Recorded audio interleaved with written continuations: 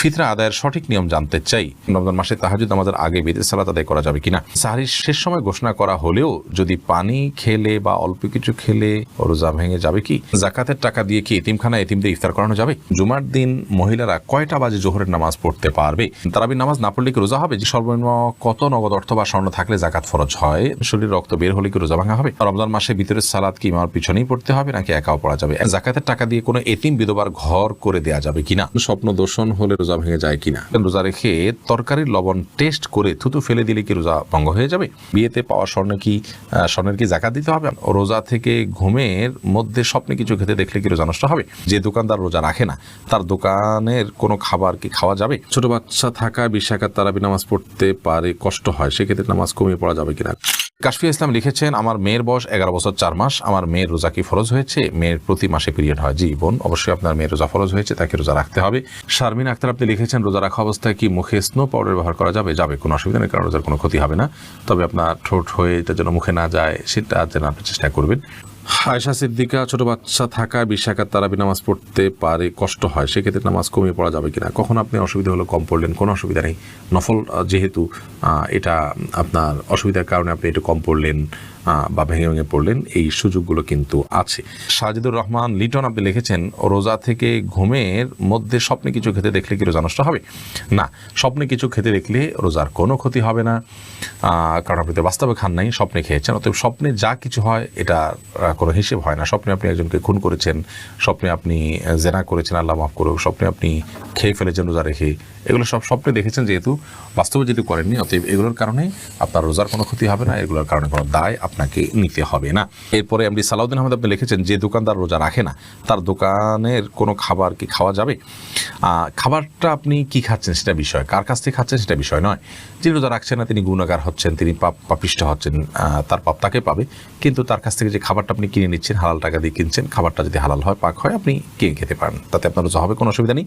তবে একজন রোজাদার একজন বেরোজদার দুজন যদি পাশাপাশি থাকেন এবং দুইটা দোকান থাকে, তাহলে আপনি রোজাদারের কাছ থেকে একজন ভালো মানুষের কাছ থেকে কেনার চেষ্টা করবেন, এই অর্থে এই জন্য যে তাতে একজন ভালো মানুষকে সহায়তা করার যে সওয়াব সেটি আপনি লাভ করলেন এবং অর্জন করলেন। তবে এর মানে এই নয় যে আপনার রোজা হবে না, ব্যাপারটা কিন্তু সেরকম নয়। জাকিয়া হোসেন আপনি লিখেছেন, একজন নারী কতটুকু স্বর্ণ ব্যবহার করতে পারবেন আর কতটুকু হলে জাকাত দিতে হবে?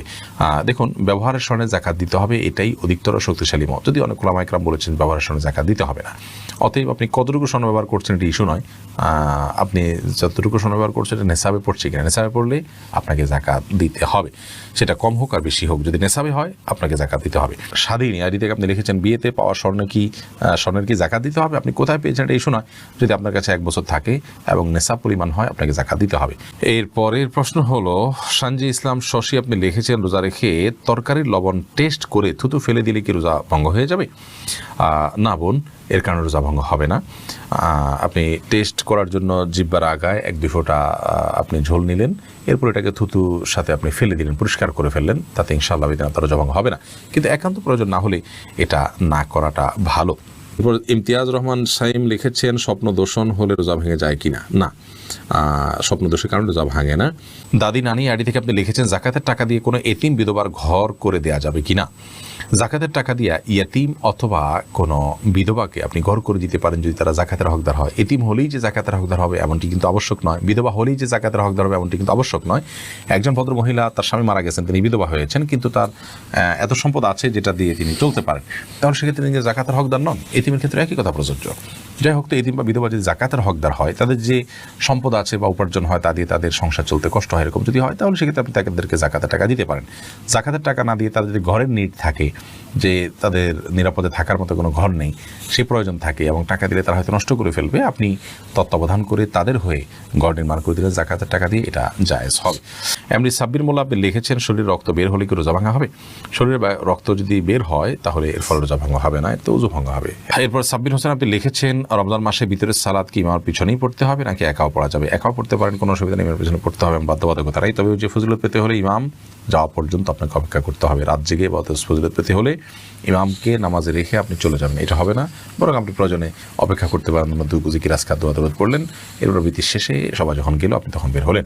মিফতাহুল জান্নাত আড়ি থেকে আপনি লিখেছেন সর্বনিম্ন কত নগদ অর্থ বা স্বর্ণ থাকলে জাকাত ফরজ হয়? দেখুন, এটা যেহেতু স্বর্ণ এবং রূপার উপরে নির্ভর করে, এই জন্য স্বর্ণ এবং রূপার মূল্য যেহেতু উঠানামা করে, এই জন্য ফিক্সড অ্যামাউন্ট বলাটা জটিল। আমরা আপনাকে শুধু এটুকু বলছি যে 52.5 তোলা রূপার আজকের বাজার দর কি পিওর রূপার, অথবা 595 গ্রাম বলতে পারেন 52.5 তোলাকে, এই পরিমাণ রূপা কিনতে গেলে এটার দাম কত দাঁড়াবে?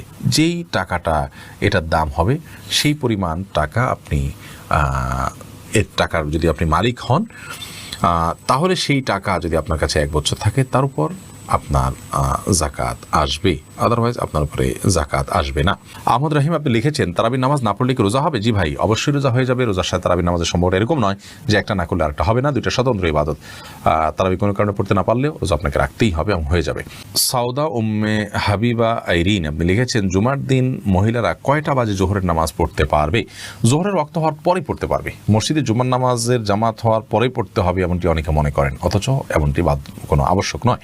আপনি চাইলে জুমার নামাজের আগেও, অর্থাৎ ওয়াক্ত হয়ে গেছে জোহরের 12টা 1 মিনিটে, আজকে জোহর ওয়াক্ত হয়ে গেছে, এরপর থেকে আপনি বাসায় জোহর পড়তে পারেন।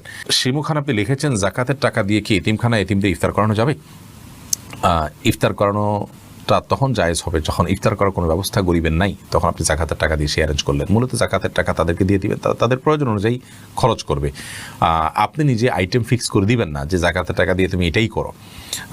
অনেকে হয়তো মনে করেন যে এতে আমি ইফতার করালাম, এটা একটা মানে দৃশ্যমান কিছু হলো, তাহলে সেক্ষেত্রে তো এটি রিয়া হয়ে গেল, লৌকিকতা হলো, এটি তো গুনাহের কারণ হতে পারে। বরং অতএব এই বিষয়ে আমাদের সাবধান থাকতে হবে। তাহিয়া আপনি লিখেছেন সাহরির শেষ সময় ঘোষণা করা হলেও যদি পানি খেলে বা অল্প কিছু খেলে রোজা ভেঙে যাবে কি?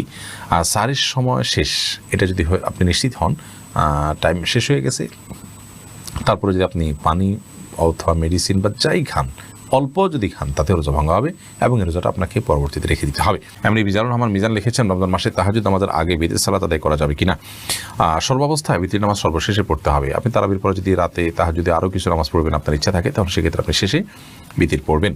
মিনি বয় করিম আপনি লিখেছেন ফিতরা আদায়ের সঠিক নিয়ম জানতে চাই, সঠিক সময় জানতে চাই। ফিতরা আদায়ের সঠিক সময় হলো চাঁদ উঠেছে শাওয়াল মাসের, অর্থাৎ ঈদের চাঁদ উঠেছে তখন থেকে নিয়ে ঈদের নামাজের আগ পর্যন্ত, এই টাইমটার মধ্যে, রাতের মধ্যে, সকালের আগে আগে আপনি গরিবের কাছে পৌঁছাবেন। এটা হলো ফিতরা আদায়ের মূল টাইম। এই সময়ের মধ্যে এত অল্প সময়, শর্ট টাইমে ফিতরা আদায় করা যদি কঠিন হয় মনে হয়, তাহলে 2-1 দিন আগেও ফিতরা আদায় করাকে জায়েজ বলেছেন ফুকাহায়ে কেরাম। তবে কোন অবস্থাতেই ঈদের নামাজের পরে আদায় করলে সেটি জায়েজ হবে না, যেহেতু হাদিসে সুস্পষ্টভাবে ব্যাপারে বক্তব্য রয়েছেন। নবী সাল্লাল্লাহু আলাইহি ওয়াসাল্লাম বলেছেন ফামান আদ্দাহা ক্বাবলা আল সালাহ, যে ব্যক্তি ঈদের নামাজের আগে ফিতরা আদায় করলো ফাহিয়া মাকবুলাহ, তাহলে সেটি ফিতরা হিসাবে আল্লাহর কাছে গ্রহণযোগ্য হবে ইনশাআল্লাহ। আর ওয়ামান আদ্দাহা বাদাস সালাহ, যে ঈদের পরে আদায় করবে, ঈদের নামাজের পরে, ফাহিয়া সাদাকাত মিনাস সাদাকাত, তাহলে সেটা অন্য 10টা সাদকার মতো একটা সাদকা বা দান হবে। এটা কোনো ফিতরা হিসাবে বিবেচিত হবে না।